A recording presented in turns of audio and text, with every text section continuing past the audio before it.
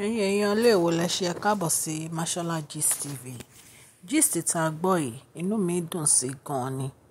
Mo dẹ̀ really dúpẹ́ lọ́wọ́ ọkùnrin Naomi fún iṣẹ́ akitiyan èyí tí wọ́n ń ṣe fún àwọn obìnrin ìlú àti Ifẹ̀ ni o àtàkúrẹ́ ni o. A dúpẹ́ lọ́wọ́ yín.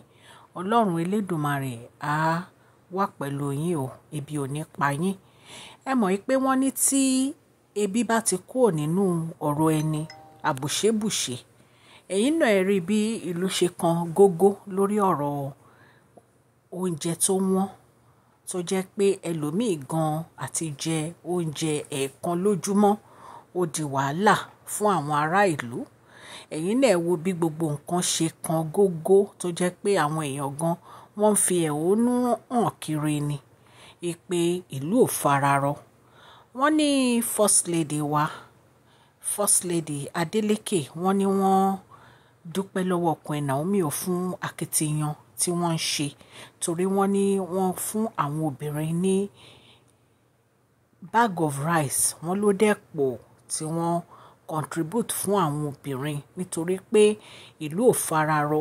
Ẹ̀yin náà wo àwọn obìnrin míì wà tó jẹ́ pé àwọn ni bàbá, àwọn ni ìyá, kò sí ọkọ tó jẹ́ pé ó ń fi owó kékeré sí wọn lọ́wọ́, wọn á faṣẹ́, àwọn náà máa sanwó school.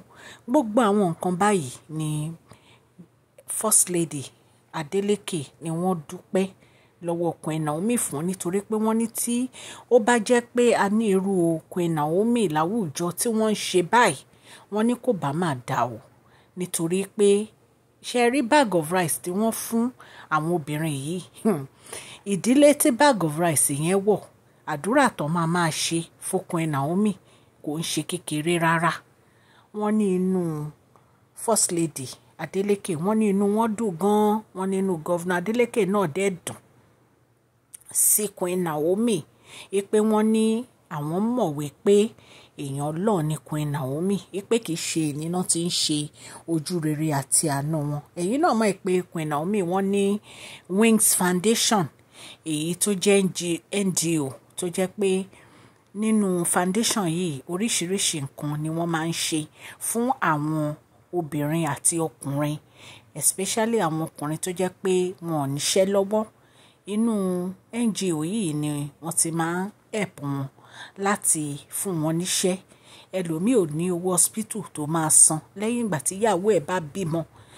Foundation Queen Naomi yìí àwọn náà máa ń ṣe gbogbo àwọn nǹkan báyìí. Ẹ̀yin náà wo adúrú àwọn ọmọ ilé Ifẹ̀ tí wọ́n fún scholarship ní home and abroad, kì í ṣe nǹkan kékeré ni wọ́n ń gbé ṣe. Ẹ jẹ́ kí n kí ẹ̀yin olólùfẹ́ mi ní ilé lóko àti lẹ́yìn òde wípé ẹ káàbọ̀ sí Mashola Gist TV. Mashola Gist TV, àtúndé. Mashola Gist TV, àtúndé bí a ṣe ń dé, a kí ọmọdé, a kí àgbà. Ẹ káàbọ̀ sí Mashola Gist TV. Mashola dé o, àtúndé, àgbétútù dé, àmú gist alálùbáríkà wá fún yín lórí public gist, lórí royal gist, lórí celebrate gist. Mashola àtúndé o, àtúndé. Mashola Gist TV, àtúndé. Orúkọ mi ni Mashola. Yorùbá ni à ń sọ ní orí ìkọ̀lẹ̀ yìí nítorí pé ọ̀pọ̀lọpọ̀ àwọn ènìyàn wa wọn gbọ́ Gẹ̀ẹ́sì. À ń sọ àdẹ̀ tó fẹ́ gbàgbé àṣà àti èdè wa. Ẹ̀yin èèyàn lé tẹ́ bá ti subscribe, subscribe o, kẹ́dẹ̀ tẹ notification bell so that a bá ti post any gist ẹ máa rí. Òkè ni ọlá yín á máa lọ. Ọlá yín ò ní lọ ìsàlẹ̀ láéláé. Ẹ kàn sí wa ní Mashola Gist TV tẹ́ bá ní ìpolówó ọjà. Èyíkéyìí tẹ́ bá fẹ́ polówó, a máa bá yín polówó ẹ̀. Ṣùgbọ́n ní ọjọ́ Saturday and Sunday nìkan la ń ṣe ìpolówó ọjà. Ọlọ́run Elédùmarè á wà pẹ̀lú gbogbo etí tó ń gbọ́ mi o, ní agbára Ọlọ́run. Bí a ṣe ń sọ lọ, ẹ̀yin èèyàn lé First Lady Adeleke wọ́n kan sáárá sí Queen Naomi fún àánú àti iṣẹ́ ríbitì èyí tí wọ́n ń ṣe fún àwọn obìnrin Àkúrẹ́ àti obìnrin Ilé Ifẹ̀ nítorí pé gbogbo nǹkan tó ń provide wọ́n ní kì í ṣe rice nìkan ni wọ́n fún wọn o wọ́n náà fún wọn ní oríṣiríṣi provisions nǹkan táwọn obìnrin lè lò sára wọn gbogbo ẹ̀ ni wọ́n supply tí wọ́n fún àwọn obìnrin yìí wọ́n ní inú wọn dùn wọ́n náà ṣàdúrà ẹ̀yin náà ẹ wo gbogbo àwọn nǹkan ìyanu nǹkan ńlá tá Queen Naomi àti Kabiyesi tí wọ́n ń gbé ṣe kì í ṣe Queen Naomi náà nìkan ní ká kan sára sí bàbá wa náà èrè ńlá adúpẹ́ lọ́wọ́ Kabiyesi nítorí